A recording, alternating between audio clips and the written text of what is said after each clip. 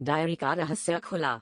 जब मैं अपने दादाजी की पुरानी डायरी पढ़ने बैठा तो हर पन्ना पलटने पर मुझे ऐसा लगा कि कोई अदृश्य शक्ति मुझे उन घटनाओं का हिस्सा बना रही है जिनका अंत मैंने कभी नहीं सोचा था।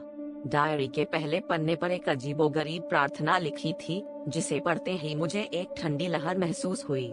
ऐसा लगा जैसे किसी ने मेरे कान में फुसफुसाया हो, तैयार हो जाओ। उस समय मैंने इसे महज एक संयोग समझा, लेकिन जैसे जैसे मैं पढ़ता गया मुझे एहसास हुआ कि यह सिर्फ एक डायरी नहीं थी। दूसरे हिस्से में दादाजी ने एक रहस्यमयी पहाड़ी गांव का जिक्र किया था, जहां उन्होंने अपने जीवन का एक बड़ा हिस्सा बिताया था। गांव की कहानियों में एक राख का पेड़ का जिक्र था, जिसके नीचे बैठने वाले लोग कभी लौट कर नहीं आए। मैं इस बात को पढ़कर सिहर उठा, क्योंकि हर बार जब मैं उस पन्ने को छूता तो मुझे एक अजीब गंध आती, जैसे कोई राख जल रही हो।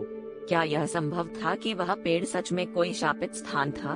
मेरे मन में सवाल उठता रहा, लेकिन जवाब कहीं नहीं मिला। आखिरी पन्ने तक पहुँचते पहुँचते मेरे हाथ कांपने लगे। दादाजी ने उस पन्ने पर एक चेतावनी लिखी थी, जिसने यह पढ़ लिया वह गांव के रहस्य को उजागर करेगा। उस पल मुझे महसूस हुआ कि मैं उस चेतावनी का हिस्सा बन चुका हूँ।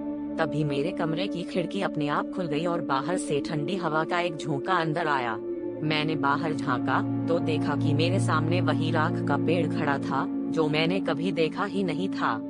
मेरे रोंगटे खड़े हो गए और मैं समझ गया कि यह कोई कहानी नहीं, बल्कि एक बंधन था जो मुझे खींच रहा था। तभी मुझे एक बुढ़िया का चेहरा दिखाई दिया, जो मुझे सीधा देख रही थी। उसकी आंखों में एक अनकहा रहस्य था। क्या यह सच में कोई शक्ति थी जो मुझे अपने पास बुला रही थी, या यह सिर्फ मेरे दिमाग की कल्पना थी? लेकिन एक बात तो तय थी, मैं अब इस डायरी का हिस्सा बन चुका था।